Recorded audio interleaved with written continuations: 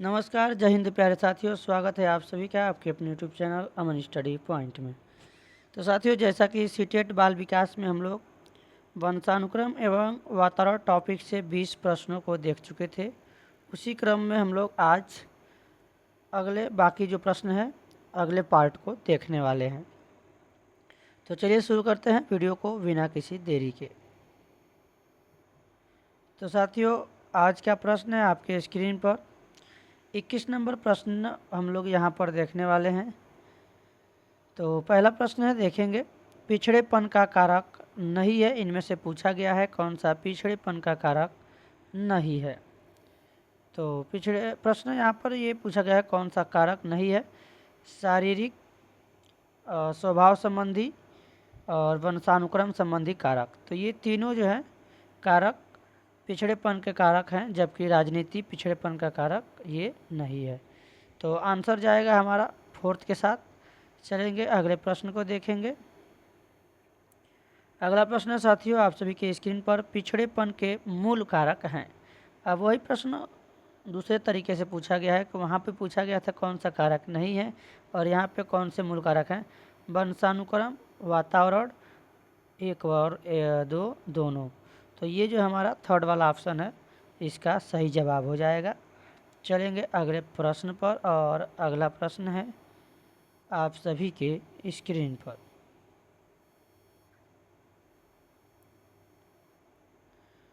तो प्रश्न रहा आपके स्क्रीन पर, देख सकते हैं, निम्नलिखित में से कौन सा किसी बच्चे पर आनुवंशिकता का प्रभाव है। विशिष्ट शारीरिक लक्षण, विशिष्ट बुद्धि, विशिष्ट चरित्र।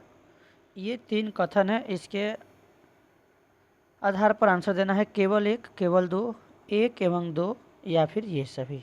तो इसका सही जवाब हो जाएगा ये सभी। विशिष्ट शारीरिक लक्षण, विशिष्ट बुद्धि और विशिष्ट चरित्र, ये सभी जो है आनुवंशिकता के प्रभाव हैं जो बच्चे पर पड़ते हैं। अगला प्रश्न है साथियों, आपकी कक्षा का एक छात्र बुद्धि से बहुत श्रेष्ठ है लेकिन शरीर से काफ़ी कमज़ोर है। आप उसके पिता से मिलते हैं तथा देखते हैं कि उसके पिता भी बुद्धि से तो श्रेष्ठ हैं किंतु शरीर से काफ़ी कमज़ोर हैं। आपके अनुसार इसका क्या कारण हो सकता है।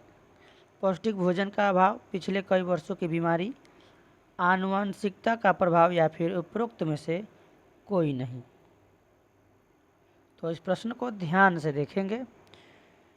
दिया गया कि आपकी कक्षा का एक छात्र बुद्धि से जो है बहुत श्रेष्ठ है लेकिन शरीर से क्या है, काफ़ी कमज़ोर है। ठीक वही बात कहा गया है कि उसके पिताजी भी क्या हैं, बुद्धि से श्रेष्ठ हैं और शरीर से क्या, कमज़ोर हैं। तो ये जो है लक्षण पूछा गया है, इसका कारण क्या है, क्या कारण है, रीज़न पूछा गया है। तो इसका यही कारण है, आनुवंशिकता का प्रभाव। तो ऑप्शन नंबर 3rd जो है इसका सही जवाब हो जाएगा। चलेंगे अगले प्रश्न की ओर। ऐसे अगर बड़े ऑप्शन वाले प्रश्न आपको दिखते हैं तो इसको सावधानीपूर्वक प्रश्न को पढ़ना है। प्रश्न में पूछा क्या जा रहा है। आपकी कक्षा का एक छात्र कक्षा में रोज़ अनुशासनहीनता करता है। आप इस समस्या के समाधान हेतु निम्न में से क्या उपाय अपनाएंगे, यानी कौन सा उपाय करेंगे। दिया गया उसके वंशानुक्रम तथा वातावरण का पता लगाकर सही दिशा में मार्गदर्शन करेंगे। छात्र को रोज़ पीटेंगे। देखिए, पीटना नहीं है, ना ही उनको दंड देना है, दंडित भी नहीं करना है, नाम भी नहीं काटेंगे।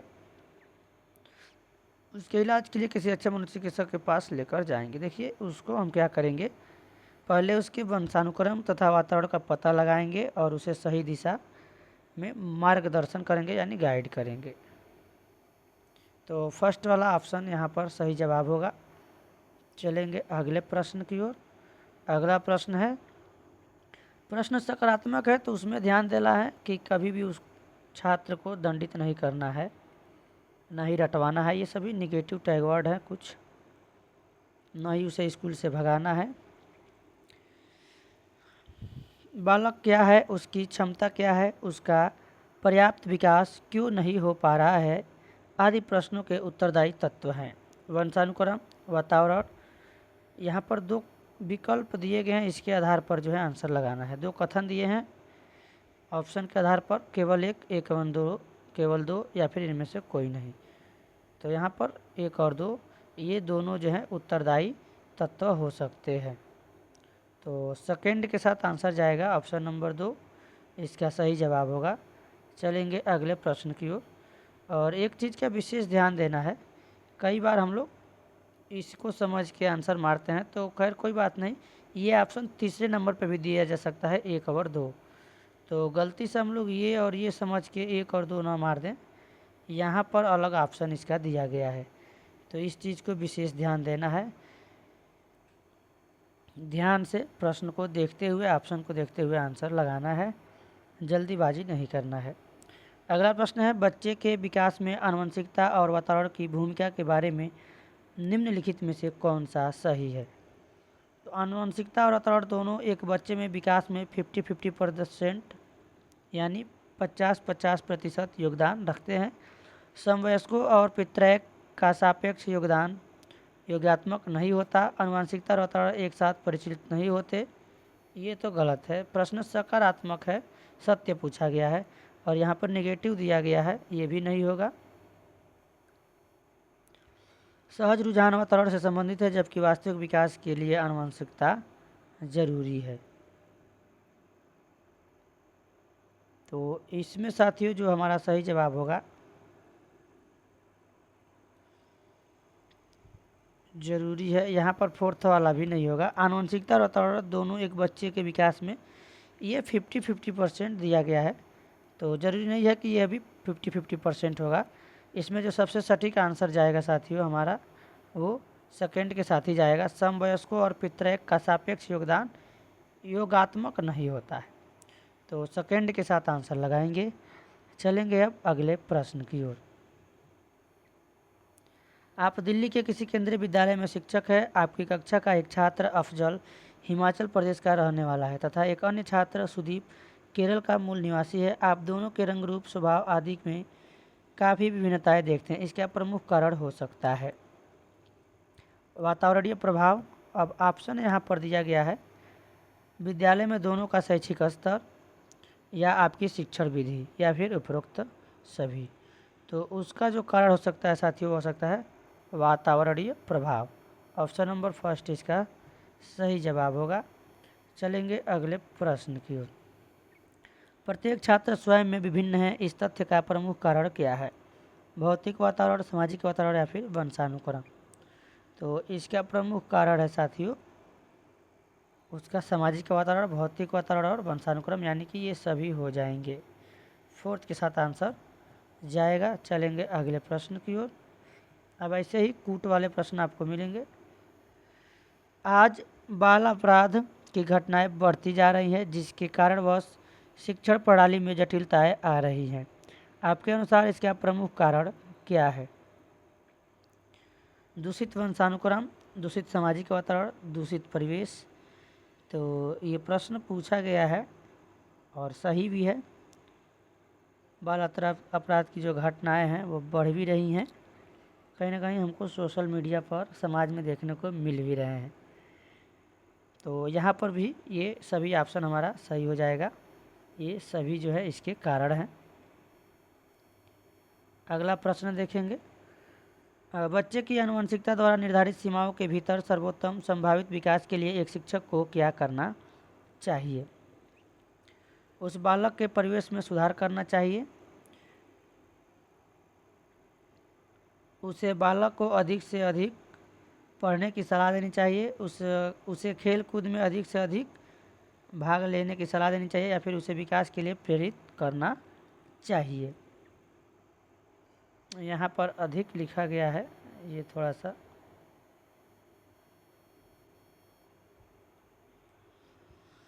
यहाँ पर इरेज हो गया है। यहाँ पर ऑप्शन जो विकल्प है, यहाँ पर अधिक से अधिक पढ़ने की सलाह देनी चाहिए।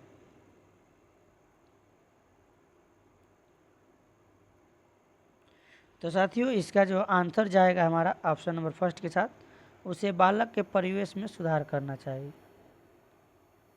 यानी जिस समाज में रह रहा है, जिस परिवेश में रह रहा है, उस परिवेश में जो है सुधार करना चाहिए। यानी अच्छा माहौल, अच्छा परिवेश उसको उपलब्ध कराना चाहिए। अगला प्रश्न है आप सभी के किसी पर निम्नलिखित में से किस प्रकार के विकास पर आनुवंशिकता एवं वातावरण का प्रभाव पड़ता है? सामाजिक विकास, संवेगात्मक विकास, मानसिक विकास या फिर शारीरिक विकास।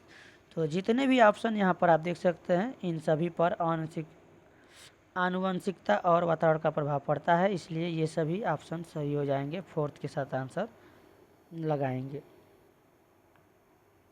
किसी बालक का शारीरिक लक्षण प्रभावित होता है? केवल पिता के डीएनए से, केवल माता के डीएनए से, या फिर माता एवं पिता दोनों के डीएनए से।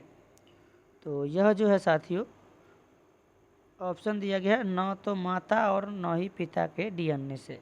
शारीरिक लक्षण कह रहा है प्रभावित होता है, किसके द्वारा प्रभावित होता है? तो यह माता एवं पिता दोनों के लक्षण से प्रभावित होता है। अगला प्रश्न है साथियों आप सभी के स्क्रीन पर, बालक के संपूर्ण व्यवहार की सृष्टि रिक्त स्थान और रिक्त स्थान की अंतःक्रिया द्वारा होती है। बालक के संपूर्ण व्यवहार की पूछा गया साथियों, तो यह आनुवंशिकता और वातावरण की अंतःक्रिया के द्वारा होती है। सही जवाब हो जाएगा हमारा ऑप्शन नंबर फोर्थ के साथ आंसर लगाएंगे। चलेंगे अगले प्रश्न की ओर। बच्चे के विकास में उसके भी परिवेश का जो प्रभाव उस पर पड़ता है उसे हम क्या कहते हैं? परिवेश का, तो उसे हम साथियों कहते हैं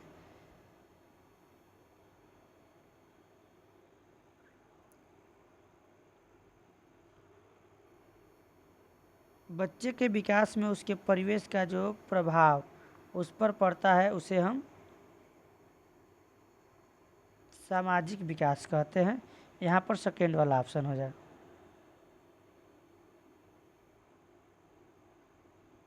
यहाँ पर एक आंसर पालन पोषण भी है, तो ये भी इसका आंसर हो सकता है। कमेंट बॉक्स में आप लोग एक बार यहाँ पर अपनी राय जरूर देंगे कि ऑप्शन 1 सही है या फिर 2।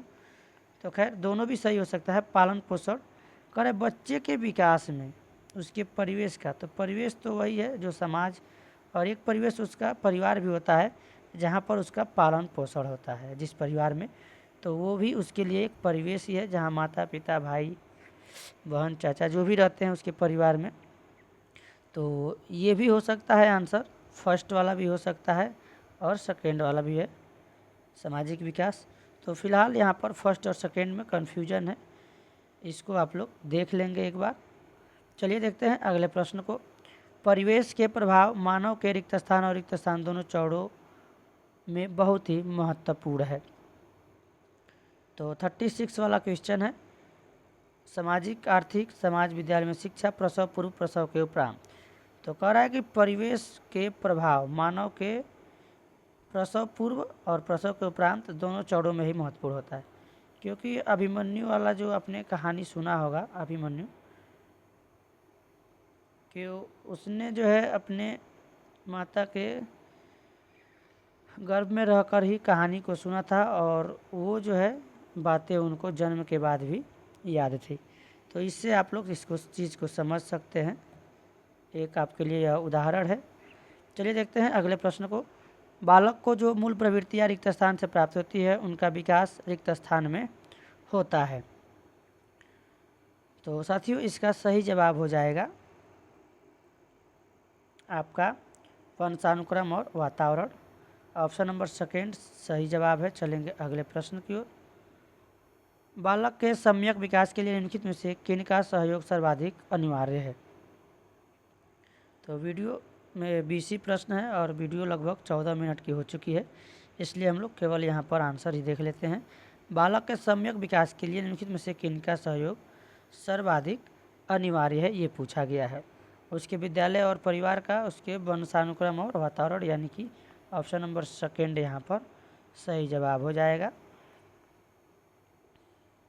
अगला प्रश्न है, रुचियों मूल प्रवृत्तियों एवं स्वाभाविक आवेगों का स्वस्थ विकास हो सकता है यदि वंशानुक्रम स्वस्थ हो, बालक का स्वास्थ्य अच्छा हो, माता पिता शिक्षित हो या फिर वातावरण जिसमें रहता है स्वस्थ होना चाहिए। तो ये पूछा गया है, रुचियों, मूल प्रवृत्तियों एवं स्वाभाविक आवेगों का स्वस्थ विकास हो सकता है जब उसका वंशानुक्रम स्वस्थ रहेगा तब। तो ऑप्शन नंबर फर्स्ट इसका सही जवाब होगा। आज के इस वीडियो का आखिरी प्रश्न है साथियों, बालक पर वातावरण किस प्रकार का प्रभाव डालता है? शारीरिक संरचना पर प्रभाव, बुद्धि पर प्रभाव, व्यक्तित्व पर प्रभाव और मानसिक विकास पर प्रभाव। ऑप्शन दिया गया है, केवल एक सही है, केवल दो सही है, केवल तीन सही है या फिर 1 से 4, यानी कि सभी सही हैं। तो यहाँ पर ये सभी पर जो है अपना प्रभाव छोड़ता है, डालता है वातावरण। इस प्रकार से हमारा राइट आंसर जाएगा फोर्थ के साथ। तो वंशानुक्रम एवं वातावरण टॉपिक से जो शेष बचे हुए प्रश्न है पार्ट 3 यानी अगले पार्ट में हम लोग देखेंगे। तो आज के वीडियो में बस इतना ही। उम्मीद करता हूँ कि वीडियो आप सभी को पसंद आया होगा। मिलेंगे नेक्स्ट वीडियो में, तब तक के लिए धन्यवाद। जय हिंद।